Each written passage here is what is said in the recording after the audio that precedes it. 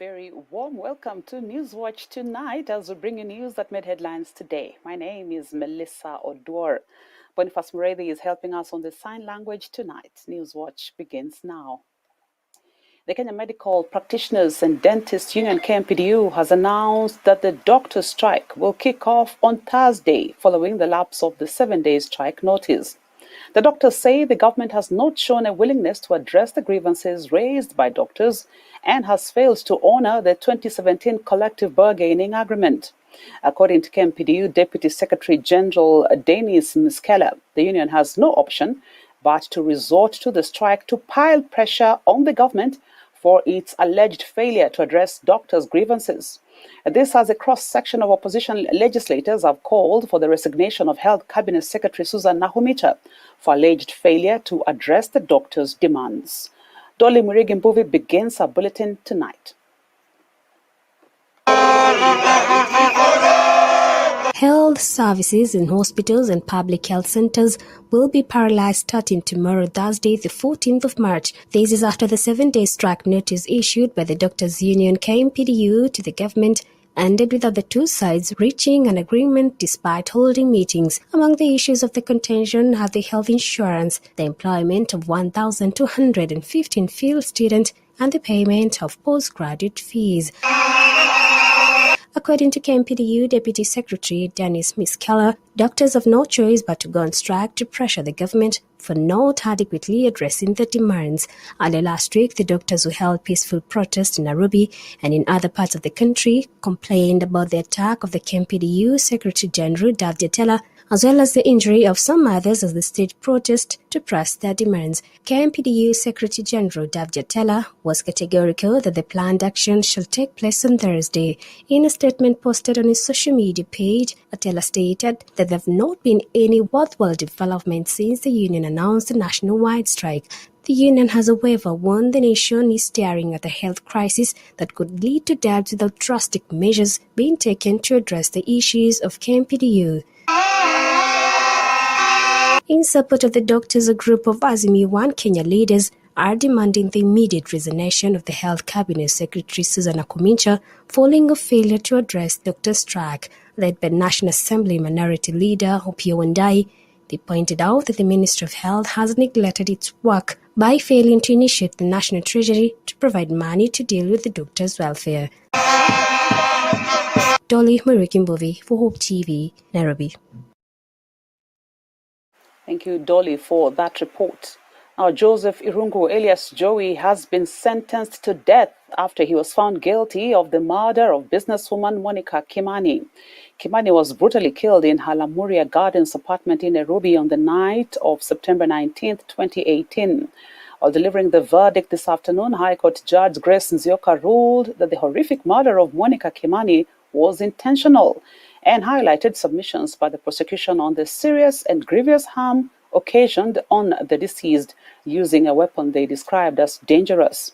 Nzioka further noted that the intricate planning of the offense, adding that there was no degree of provocation by the deceased to the accused, hence the murder was not accidental. Speaking after the sentencing, Joey's lawyers said they will appeal the sentence and said the judge had played to the gallery. It is in the highest degree that is a loss to the society when one is killed unlawfully. And so, based on everything I have said,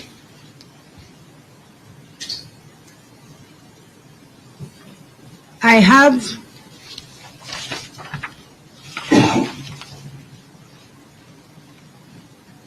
ordered that the first accused person before this court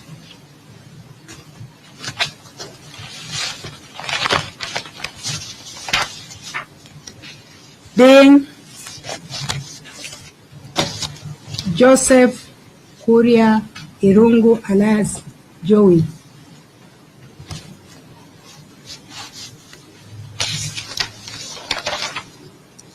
shall suffer death as provided for the offense of murder under Section 204 of the Penal Code of Kenya. And is that sentence is lawfully set aside by a court of competent jurisdiction. That is the order of the court. Thank you. As you all know, this is Joey's mother, and before anybody else, and being a mother, I think we give her a chance to say something because of the relationship that mothers have with their sons. So, kindly, Mom, if you can, just a short word. Me, I believe my son is innocent. Na hajafanya kazi yoyote, kosa yoyote, hajaua. Kuna kitu ninaamini, kuna a God of a second chance na atamtoa. Na ndio unaona niko na nguvu sababu Mungu mwenye ninaamini ndiye atamtoa. He is like Joseph. Joseph alidhulumiwa hivi na Mungu baadaye alimtoa. Na hata ninaamini sasa atamtoa. Wakati wa Mungu ukifika. Ni hayo tu. Asante. We won't say much. Of course, the sentence has been passed. We were expecting something close. We are not shocked. And let me whet your appetite. I think all of you remember those words. Those are not my words. Those are the words of the Honorable Lady Justice Nzioka when she was passing the sentence on Joey. We all remember those words. Let me whet your appetite. We affirm in our belief that during this whole process, the Honorable Lady Justice, with respect, was playing to the gallery and aiming at placating the court of the public. And this is why we are adamant in our belief that that judgment delivered in court, completely and substantially different from the written judgment, because it was made to placate the public. Joey is innocent, and at the Court of Appeal, we will be vindicated. The notice of appeal is ready. We're just waiting for a little time to maybe further discuss before we proceed. But one thing is clear. The Honorable Justice built a mountain out of the clothes that Joey wore, especially those brown khaki shorts. She had to build a mountain on those shorts. Why? Because those are the only things that she had that would link Joey to the death of Monica Kimani. Purportedly because a drop of blood was found with Monica's DNA on those shorts. That was the only link, apart from all the rubbish circumstantial evidence. That was the only link that this court had to lay its case on. To other matters now, Kisii County Deputy Governor Dr. Robert Monda was before the Senate today as his impeachment hearings kicked off. Dr. Monda defended himself against accusations by his county assembly that led to his impeachment, including allegations of gross violation, abuse of office, crimes under national law, and gross misconduct. Now, the Senate plenary is expected to conduct the hearings in 2 sessions. Kate and Diego with more details.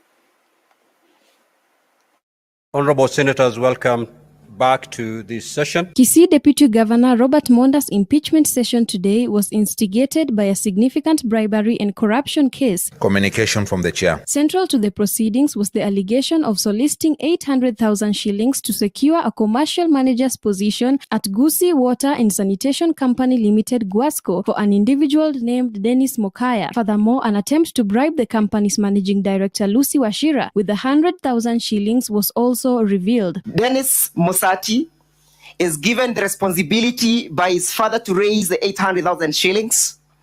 A young man, a poor man, a jobless man, a family man, a man who is destitute and desperate for a job, does all that is within his means, sells his salon so as to raise the 800,000 shillings, sells all his households, sufurias and everything else, so that he can raise the 800,000 shillings as sought by the deputy governor. Succeeds in that mission, raises the money even from his friends, and upon the success of the mission of raising the 800,000 shillings, forwards the same. The father is involved in that scheme. The mother is involved in that scheme. In his opening statement, Ndegwa Jiru, an advocate for the Kisii County Assembly, outlined the grounds for Monda's impeachment, highlighting allegations of misuse of authority and asserted that Monda is unfit for the position due to the numerous allegations against him. Is this a man who can be trusted? Is this a man who can be held to account? Is this a man who is transparent? Is this a man who can inspire the youths? Is this a man who can be trusted with the county resources?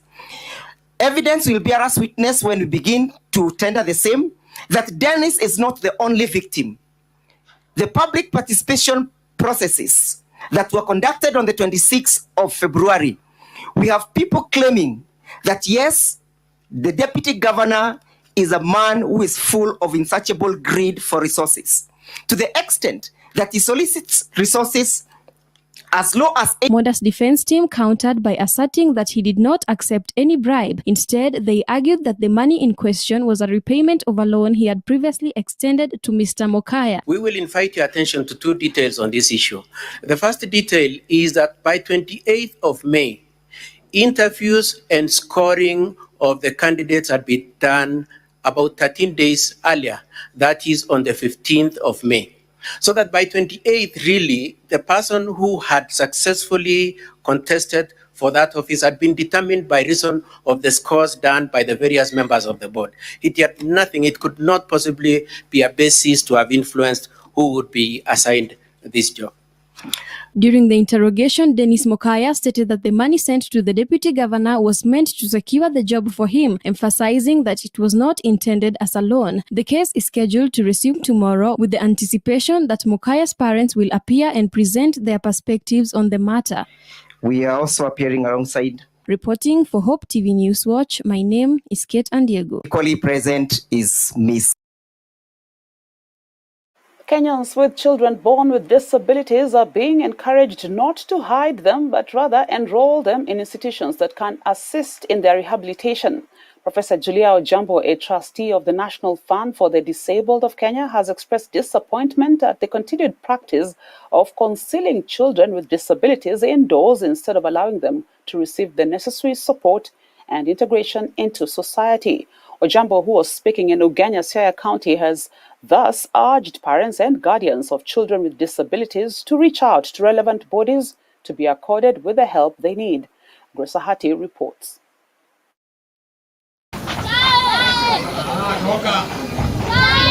In efforts to promote inclusivity for children with disabilities in the country, Kenyans with children born with disabilities are being encouraged not to hide them.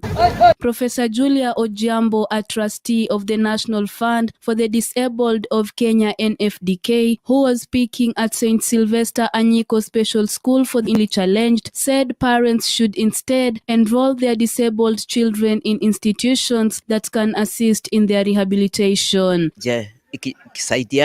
Speaking as she presided over the official opening of a twin dormitory that was constructed by the fund, Professor Ojambo expressed disappointment that in this age, several individuals still choose to keep their children with disabilities hidden indoors instead of seeking help for them. Sio sisi peke yetu kama NFDK. Serikali inahimiza, assistant chief wanahimiza, wazee wa vijiji wanahimiza, makanisa inahimiza ya kwamba leo hii katika Kenya hakuna haja mzazi kuficha mtoto amezaliwa mlemavu.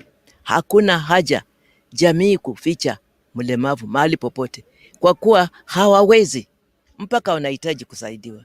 Kwa hivyo kusaidiwa tu kwa kuwa hawa wenyewe hawawezi ni neno ambalo tunahimiza. Pili ya kwamba mlemavu pia ni kiumbe cha Mwenyezi Mungu na kina haki kupata msaada. To, however, overcome the challenges that come with parenting children who are abled differently, Professor Ojambo has now encouraged parents to seek help from relevant organizations that are willing and prepared to support them in caring for their children. Na pia kuambia misaada iko.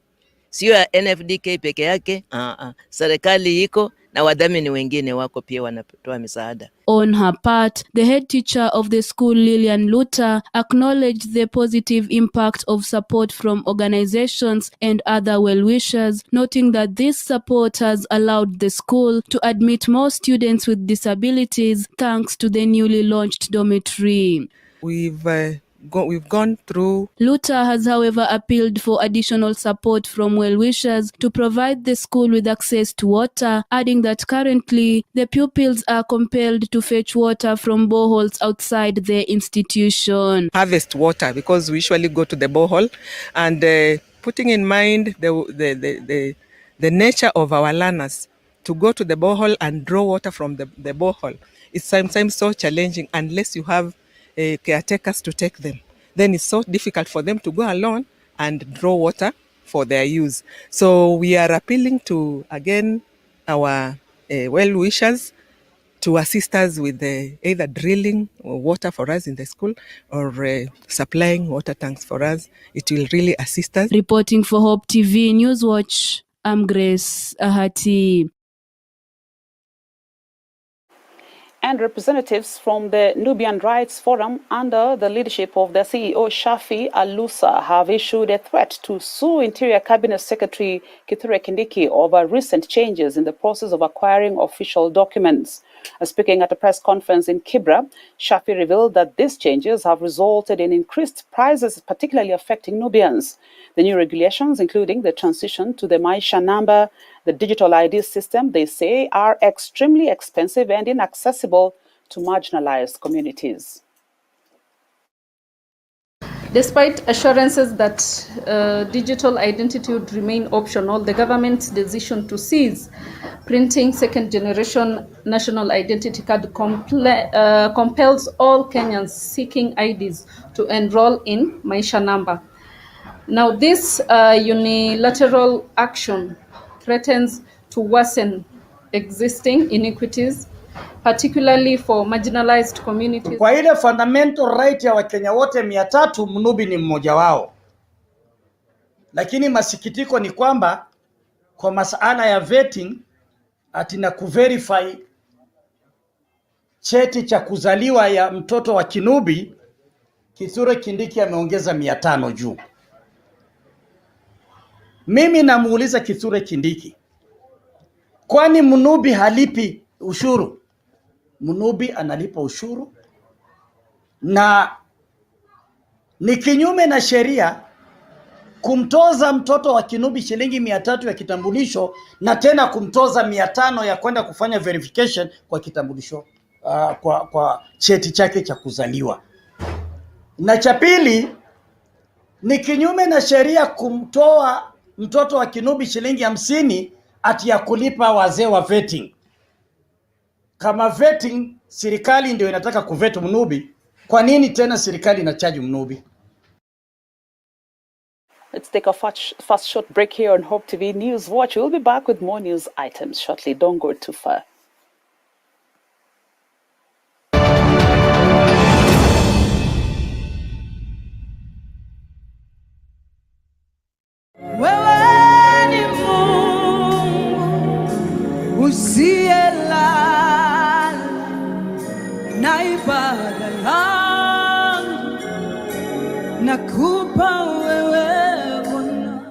To get Wewe ni Mungu by Evelyn Wanjiru as your Skiza tune, SMS the word Skiza 88300028 and send to 811. Hope Skiza, spreading the hope.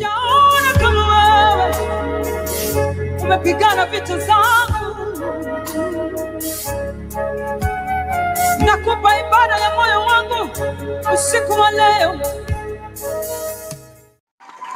Are you ready to celebrate the brilliance, resilience, and outstanding achievements of remarkable women in East Africa? Hope Media, in partnership with BH Media Agency, brings you the East Africa Women of Excellence Awards Kenyan chapter. The East Africa Women of Excellence Awards Kenyan chapter aims at celebrating and honoring the unsung women, trailblazers, and the change makers in various fields of influence. Visit our website at www.womenofexcellenceawards.co and nominate a woman of impact in the various categories. The nominees will be unveiled on Friday, the 15th of March, 2024. For partnership and sponsorship, call Eunice on 0719-863-336 or Warren on 0724-514-998. You can also email customer experience at hopefm.org. The East Africa Women of Excellence Awards, recognizing East Africa women of impact.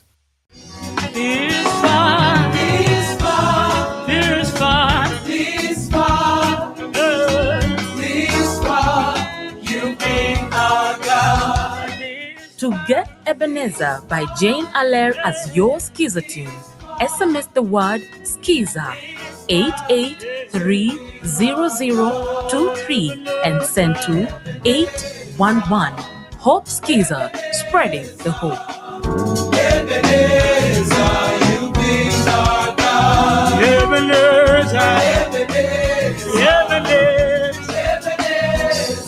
oh, Ebenezer, you bring our God. This far. Thank you for choosing Hope TV, the channel that brings you hope, entertainment, and inspiration. We value you and would like to serve you better. Talk to us by scanning this QR code on your screen or go to our social media page at Hope TV Kenya and click on the survey link by the name Hope TV Survey. It will just take a few minutes but means the world to us. We value your feedback. Hope TV, look and live.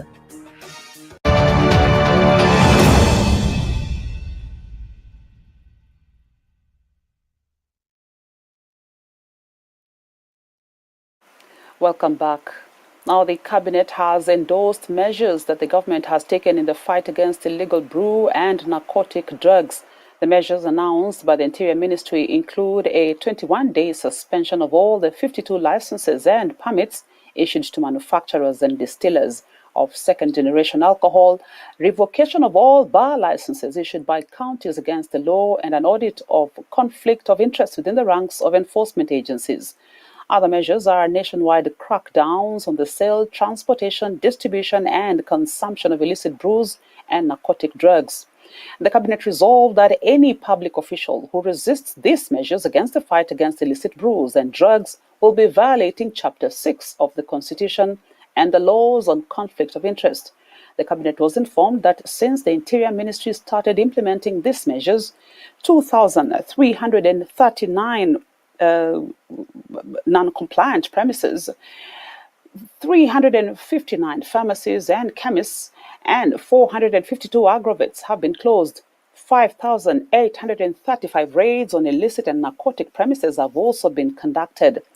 289,390 liters of illicit brew and 13,198 liters of counterfeit alcohol have been netted. We are here to break down the barriers that hinder the woman from moving forward, from taking care of their own economic development and that of their enterprises and families. Because we believe when we invest in a woman, we accelerate progress. Designing financial solutions tailored for women is not just a bank total.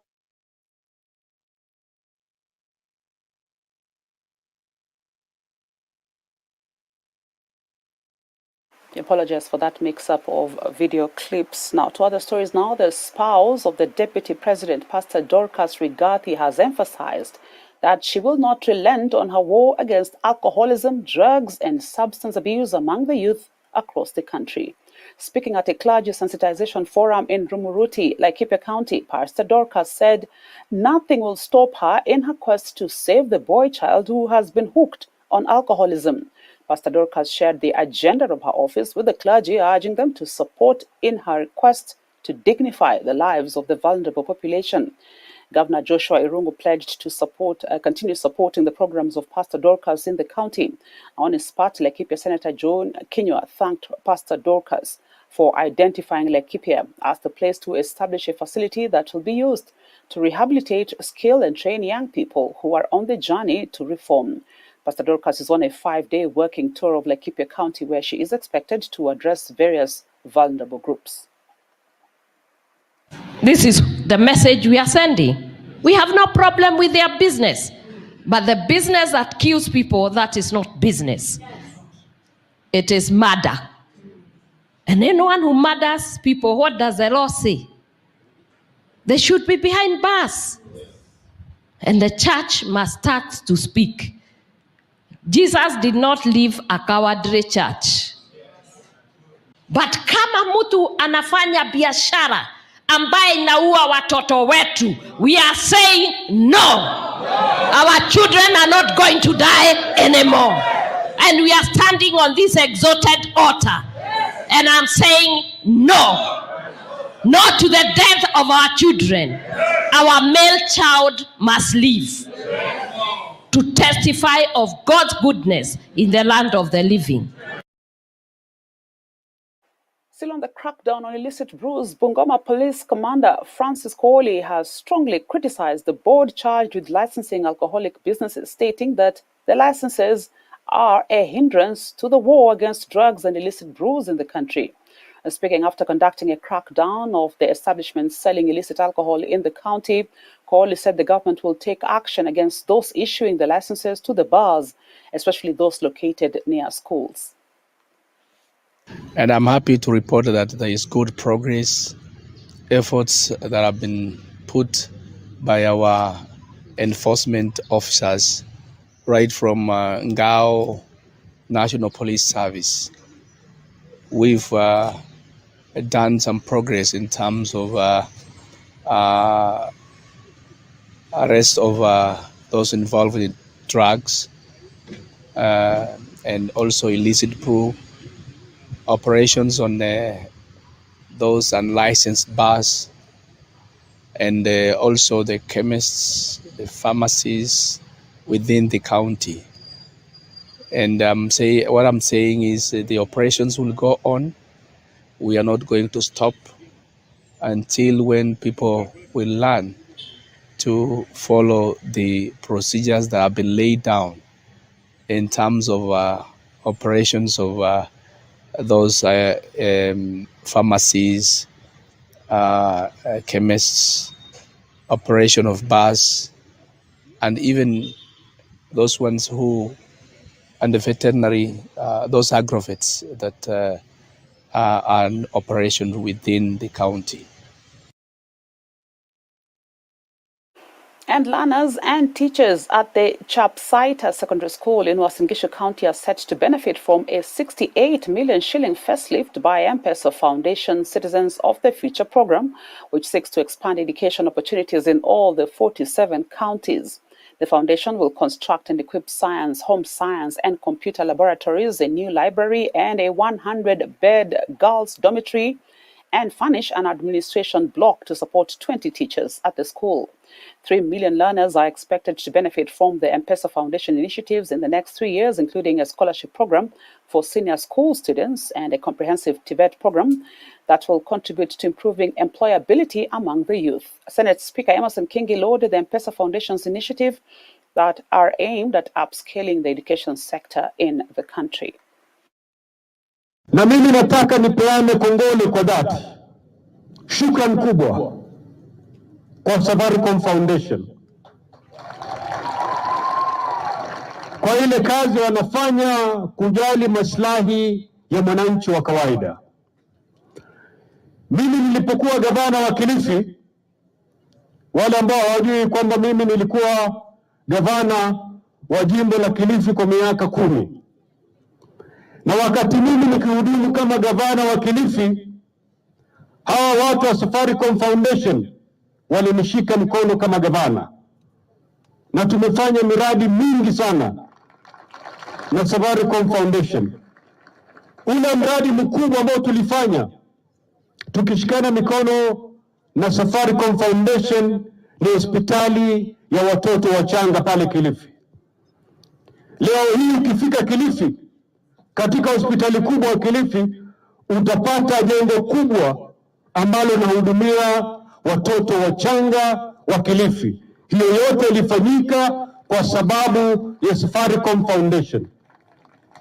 Leo hii hiyo Safaricom Foundation wako hapo Chepsaita katika shule hii ya secondary school kujenga administration block.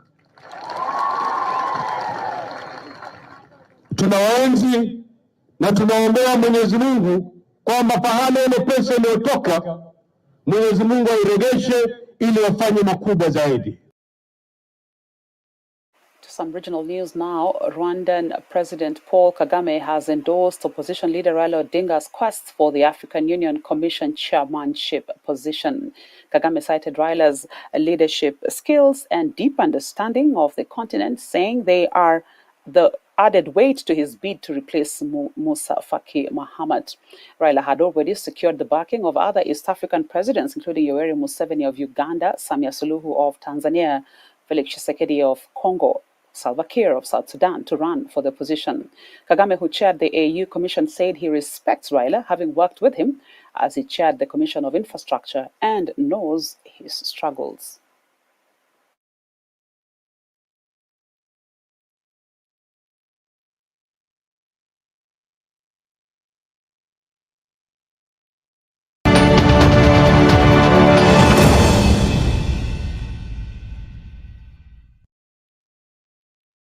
To business news now. Isuzu East Africa Cooperative Bank and the CSC Insurance have announced an asset finance scheme designed for schools and businesses facing weakened financial capabilities. The scheme will provide schools and businesses the financial support to raise enough deposits for purchasing new vehicles. Isuzu East Africa's Managing Director Rita Kavashe said the joint asset financing partnership will provide solutions that will address the needs of customers with the 95% financing option for Isuzu's N Series, F Series, pickups, DFS, and TFR Series. On his part, Cooperative Bank Managing Director and Group CEO Our value proposition said the bank has added a digital credit of up to 1 million shillings for MSMEs customers and 2 million shillings for and 2 million shillings to schools over and above the 95% and 100% asset financing, with customers enjoying extended repayment tenure. Our value proposition through this partnership, we will offer financing tenure extension to 6 years, that is 72 months, to give them much needed relief as a result of the recently escalated prices due to increased cost of importation. We recognize the current challenge faced by SMEs and schools to maintain and renew their vehicle fleets. Additionally, to support maintenance and operation expenses, we are offering digitally scored working capital limits of up to Kenya shilling 1 million, which can be accessed at will through our mobile banking platform for the MSMEs that will be working with us. This relationship or partnership has also supported a lot of growth in our business. When we started in 2017, we were doing very, very little business. If I look at the figures for 2023, we have done probably 5 times the business that we did in 2017. So I think really we've partnered well. Kenya is growing. Our business is growing because we have wonderful partners that provide very well thought out product financing solutions, insurance solutions, and of course that coupled with the great products that we have in the name of Isuzu product is wonderful. It's not something that is available in many markets across our region. And Kingdom Bank has launched an innovative banking solution designed specifically to cater to the financial needs of women. Brand named Faidi Dada, it is a comprehensive and innovative banking solution aimed at empowering women through specialized financial products personalized advisory services, and exclusive networking opportunities. We are here to break down the barriers. Enterprise and Agribusiness said the Faidi Dada solution includes initiatives aimed at promoting financial literacy, entrepreneurship, and leadership development among women. The solution was launched as the bank commemorated International Women's Day 2024 and in the spirit of inspiring inclusion. Hinder the woman from moving forward, from taking care of their own economic development and that of their enterprises and families. Because we believe when we invest in a woman, we accelerate progress.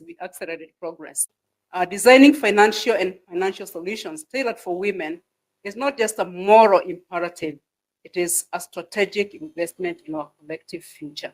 By empowering women economically, we can unleash their full potential as agents of change, driving innovation, prosperity, and sustainable development for generations to come.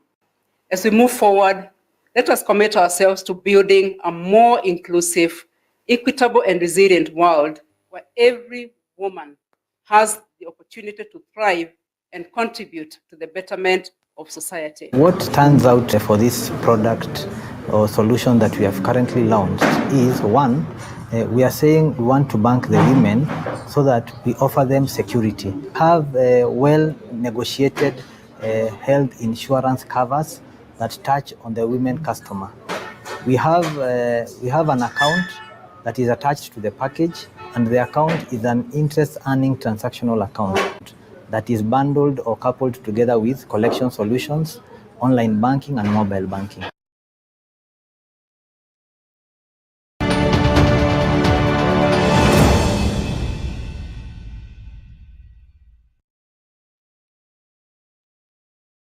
To some sports now, the Nairobi edition of the National Safaricom Chapa Dimba Youth Soccer Championship has been flagged off officially at the Jacaranda grounds. The regional finals will take place on Saturday the 16th and Sunday the 17th of March at the Dandora Stadium. 8 teams, that's 4 boys and 4 girls teams, will be lined up for the regional finals this weekend after they were through with the grassroots knockout session. Winners in each category will earn a direct ticket to the national finals set to be held in Kisumu County in April.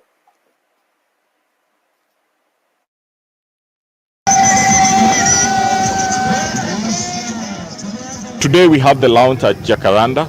Then in between, then we will have hypes. We will go engaging youths in the different centers within the Nairobi region, just sensitizing them and engaging them so that they can be able to come and attend and showcase their talent.